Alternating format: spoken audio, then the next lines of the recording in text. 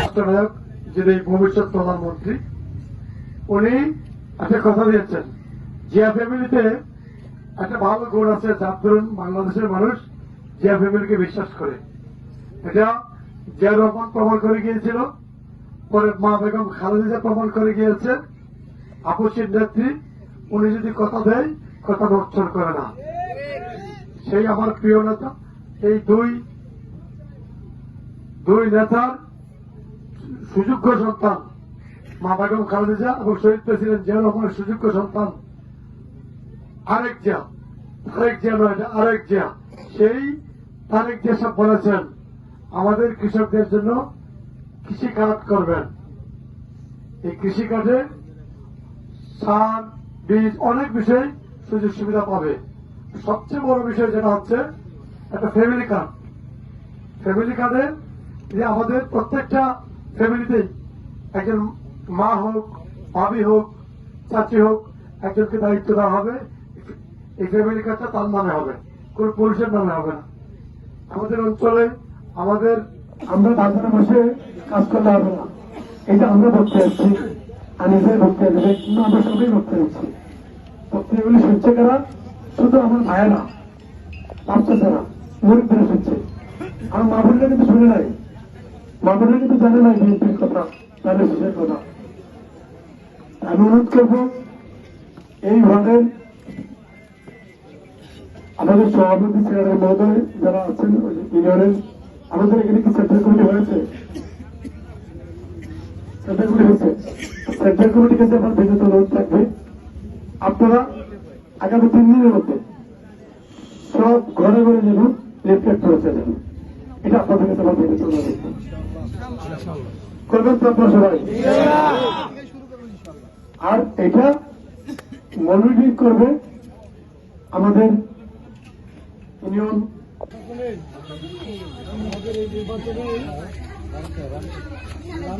পক্ষে আপনার সবাই আমাদের আরো মামুনেরা আসছেন, আরো মামুনেরা তো রয়েছে বাড়িতে। আপনাকে আমার পক্ষই আপনারা একটু ভোট চাইবেন বাণিজ্যের পক্ষে। আমি তো আপনাদের সন্তানের মতো নাকি, আপনাদের ভাইয়ের মতো, সন্তানের মতো। আমি চাই, আমি আর এই মুহূর্তে আর দেখা হবে না। আমি চাচ্ছি আপনারা সকলেই আমার হয়ে আমাদের মা বোনদের কাছে ভোট চাইবেন এবং ভোট কেন্দ্রে যাবেন। কষ্ট হইলেও একটা ভোট আমাকে মানুষের জন্য দেবেন।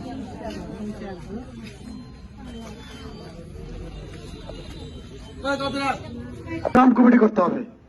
গ্রাম কমিটি করবেন এই কারণে, গ্রামের দায়িত্ব দিবেন, ধরুন 50 জন বা 100 জন গ্রাম কমিটি করবেন।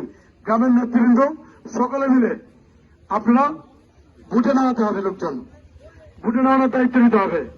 এটা চাইলেই একটা ডাক্তার শামসুদ্দিন কিংবা শামসুল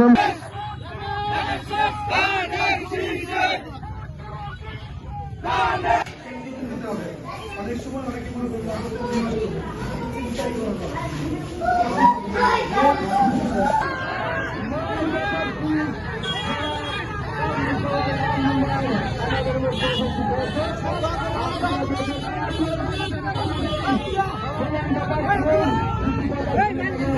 এই পথসভায় আমাদের লালগাছের এই গ্রামের মানুষজন, এখানে আমার সামনে অনেক মহিলারা আছেন, অনেক পুরুষরা আছেন। আমি 2 জনের গলা থেকেই শুনলাম, 3 জনের গলা থেকেই শুনলাম। শামসুল আমার সবাই বললো, আমার সবাই বললো, ডাক্তার সাহেব সবাই বললো যে এই গ্রামের মানুষ সবচেয়ে অসহায় নিরহ মানুষ।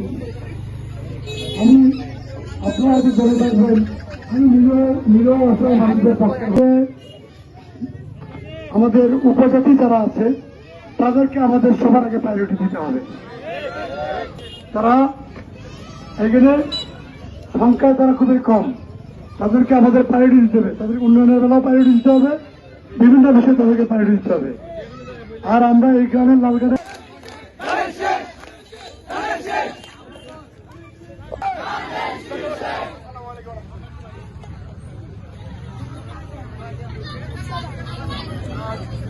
বক্তব্য দেওয়ার জন্য অনুরোধ করছি এই কৃষ্ণপালের বাবা নির্বাচিত মেম্বার